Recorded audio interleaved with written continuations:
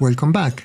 If you're new to the channel, I make games, and you can download many of my games from the link in the description below. Let's talk about game design today. Many times we come up with an idea, thinking that it will be a great game. Let's take one of my game ideas as an example and talk about 4 design areas I work on. Those should be very similar in your game development journey. Vision and story. I decided to make a card game. I've been playing card games since I was a child. Card games have evolved much more than just a simple deck of cards, so my vision was to make an island card survivor game where you use cards to utilize resources and build tools so you can escape the island. You do not need to spend too much time on the lore of each of your games, but you need to be able to explain in a few minutes what is your game about. If it takes more than that, it will be too complicated, and most probably you will get stuck trying to explain everything that is happening in your game world. Remember, you want to make a game, not to write a book or the next Lord of the Rings. It is easy to get lost in a sea of ideas, so only make decisions that will reinforce the main idea of your game. The only time you would like to write a lot is if you are making a visual novel game. Second, game look and feel. Once you have the idea of your game, many developers spend days and weeks drawing the game world, how it looks like, the kind of animations, music, background sounds, sound effects, but actually you should focus instead in the game loop first. For example, in my game card, I designed the game loop first, then I started to work on the look and feel. For example, initially when you moved your mouse over any card, the card levitated towards the player. At this point I struggled with few things. I only noticed it because I added the sound effects. The sound of lifting the card came when I started dragging the card, and when you clicked it, you were able to move it. It looked fine without sounds, and at that time the feel didn't match the gameplay. This looks like a very little thing, but changed the feeling of the cards.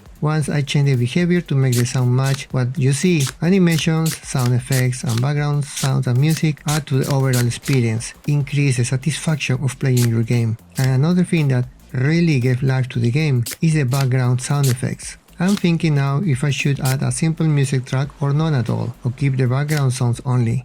For example, hearing the water, the jungle, and other scene sounds really added to the feeling of the game. I feel immersed and a sense of calm when hearing that.